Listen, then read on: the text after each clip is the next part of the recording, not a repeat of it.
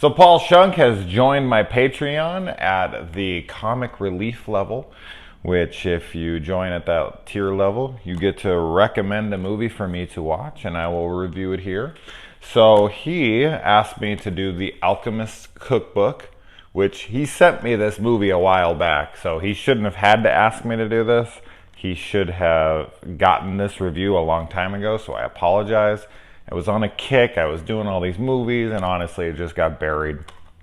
But you're not alone. There's tons of movies people have sent me that I haven't watched. That's probably why I don't get stuff anymore, because I'm not reviewing these movies.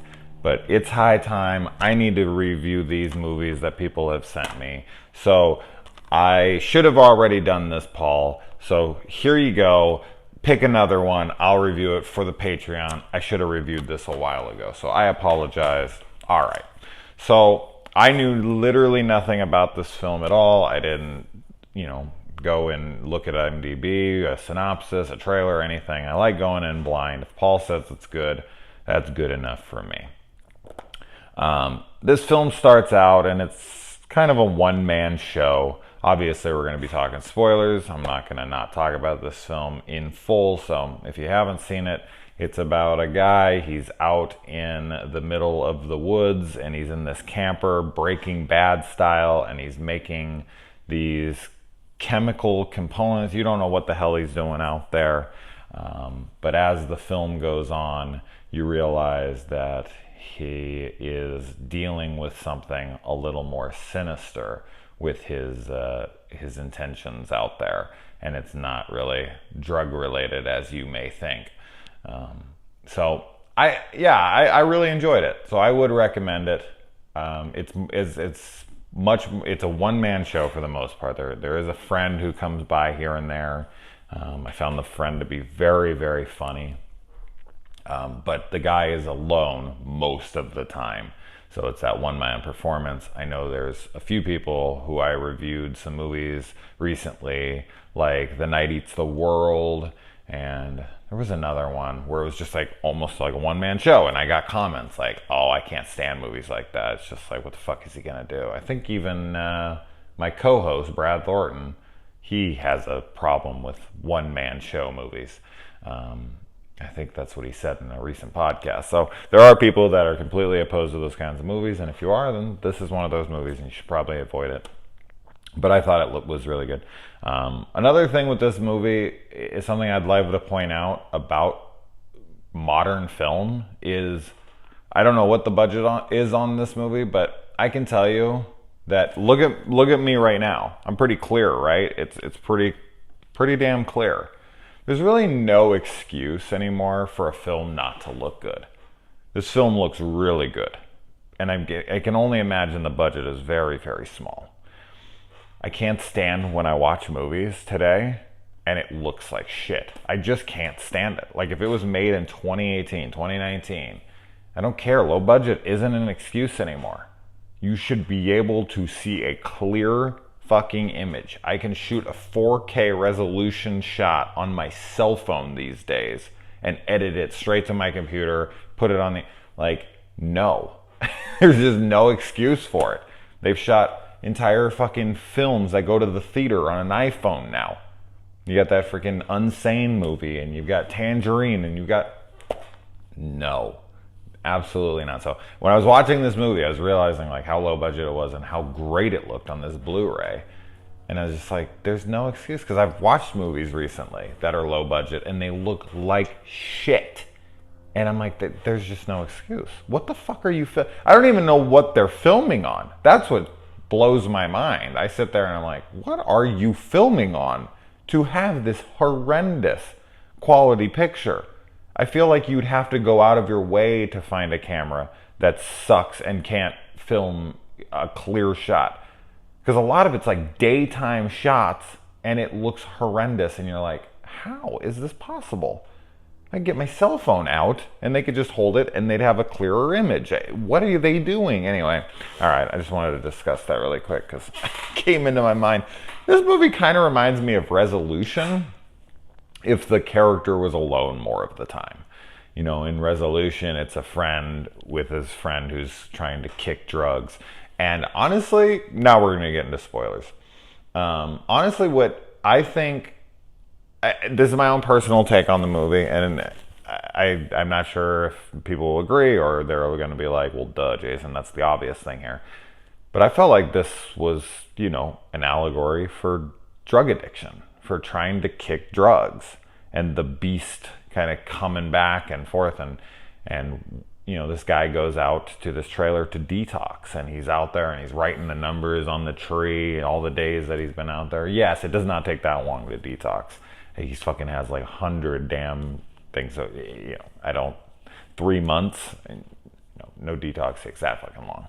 But regardless, this guy's out there, and I was very curious on what he was doing out there. I thought this was going to be like he was making drugs for whatever they were coming out, because that's what I love about going into movies blind. I knew nothing, and as every single thing unfolded in front of me, I was like, oh, this is going that way. Oh, it's, more demonic. Oh, he's, trying to conjure up some freaking demon or perform some ritual, or this is cool. Okay, here we go.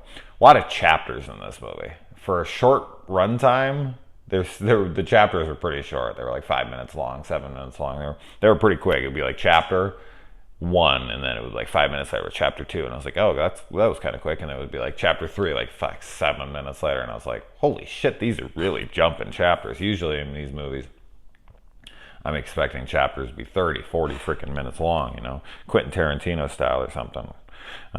But yeah, so I thought that was interesting. The friend, I've already mentioned him before, but the friend who comes over, the whole tuna can, like cat food scene was hysterical. I loved it when he's grabbing the food and he's like, oh man, you're pussy and all this, and he's eating. He's like, go ahead, I dare you. You dare me? Like, it was fun. The dialogue, it was very funny, and I thought the acting from both was excellent. The way they played off of one another, I really liked the friend, even though I'm not really huge on how he speaks in the film. I just very, very uneducated, to say the least. I thought it was a good performance and very, very funny. And he brings over red heat and raw deal and a television and a VCR. It was interesting to see the two Arnold movies, like the two main Arnold movies during his, like, the height of his career, that I'm the least familiar with. Like, I know everything else he did extremely well, and Raw Deal and Red Heat are those two movies that I really never got into. In fact, I honestly don't think I've ever even seen Raw Deal, which is really weird. I saw Red Heat like once, but Raw Deal, I honestly never think I even watched it, and I have no idea why. I have no good excuse for it, because I was such an Arnold freak. I just honestly think there wasn't any copies around. That was, it wasn't like today where you could easily get a copy. And then later, once like I got into the video stores more often, it just didn't. I don't know. It just didn't happen. And the monster you kind of see throughout this movie, it slowly progresses, and you hear this noise in the background, and I was like, "The hell's that?" And then there's one later, and you know, what the hell's that? And then you see this creature out in the woods, and as the film progresses, the thing kind of gets closer and closer. And I'll tell you, man, the noise that this thing makes is terrifying. Man, the sound design on that was great. I was like, what the fuck was that? It was kind of a typical monster noise, but it was very effective. I dug it. And let's see what else here. Then the friend comes by, and he's trying to be in the house with him, and he just keeps telling him, like, dude, like, fuck on, stop, like, I'm staying here, I'm not leaving, this and that. And he's like, I don't want you here. And he finally pulls a knife on him, and he's like, you gonna pull a knife on me? You're going to hell. And I like that line. I think I don't know if they were like, I don't know. I don't know if he knows what he's doing there. If he can kind of sense it, because he's looking around and he's seeing all this stuff. Like, what the fuck is this book? And what are you doing here? And it's like, his friend is finally kind of on to him. And I think there's this moment, because he says something like, you're going to go to hell, and he's like, it better be worth it. So he's trying to get something out of this. I don't think it's ever really exactly clear what.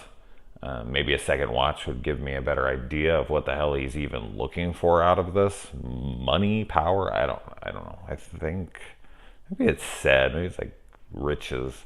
But yeah, I really like the interaction between the friend and him in the trailer there, and when he leaves, and then you see him later. Because what I think is happening here is, I think the friend is on drugs, and I think he goes out there to make meth, and while out there making meth, this guy's coming out to give him food, give him whatever, and bring the drugs back.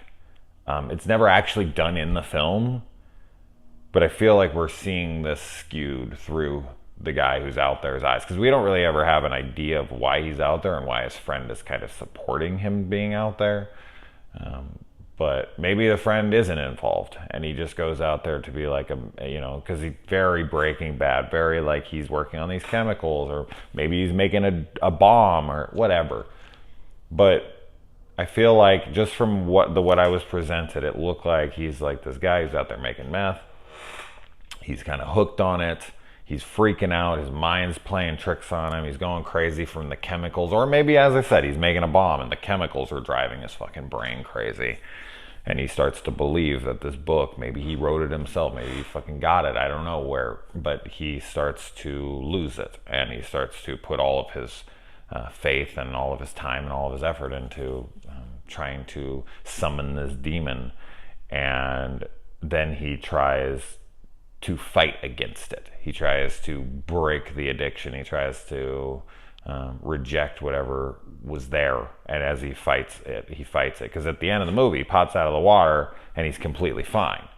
His teeth aren't sharpened anymore. He doesn't have the freaking symbols carved into his head. He's not beaten up. And he's like, I beat you. He's like giving the Creepshow 2, the raft line, I beat you. And then the thing screams, almost like, the drug addiction calling him back. Maybe I'm completely off base here. I'm totally fucking crazy. But that's what I got from it. I really like the scene where he's wrapped up in Christmas lights and he's, kind of having his own little Christmas party. I thought that was a really good showcasing of his acting ability. And because you need sequences like that in these kinds of movies that break up the monotony of just following around one person and them not really doing anything all that entertaining or interesting or whatever. Like, these are good character moments. It kind of shows you where the loneliness, it shows you the state of his mind, it shows you a lot of things about his character. So, and it was just funny as well. Him seeing his friend possessed out in the woods. I think he killed him. I think he killed his friend. I think his friend was getting too close, and I think he killed him. And then I think the regret of it was making him see the demons of the past, what he's done. So, yes, they make it seem like he got either killed by the demon, or maybe those guys tracked him down because the cars all beat to shit. So those guys who were out there looking for him because he says he did something, and maybe they beat him to death, but they beat him to death within the grounds of what was already tainted by the beast, what he had released into the world. I could be overthinking the allegory of drug addiction. It could just be more straightforward, and he's tainted the land, and when his friend is murdered by these guys, he resurrects and kind of comes at him like Evil Dead style or something. I mean, that's definitely possible. I think that's what they're more getting at, but I think maybe I'm just reading more into things than I need to. I like the reference of the Rocky IV robot. Big Rocky IV fan, so I'll always give that some love. We get to see the creature in the tall grass. Great shot. We don't really ever get to see the creature like too far close on. There is one shot where it's kind of his face, but it's a little out of focus. It's a little pretty dark. But we see it enough. Like, I think that any more would have taken the mystery and the scare, the tension away from the creature. So keeping them in the background, it's very eerie, it's menacing, it's eerie. So I think that was the proper way to do it. I wouldn't have wanted to see it. Him pulling out his tooth, bullshit. I've had a few teeth pulled. Yeah. I've had to have my teeth pulled out for certain reasons, and because I'm on meth. But yeah, I've had to have teeth pulled, man. They do not come out easy. It is a no joke. My teeth are just fucking, the doctors he's yanking, and he's like freaking sweating.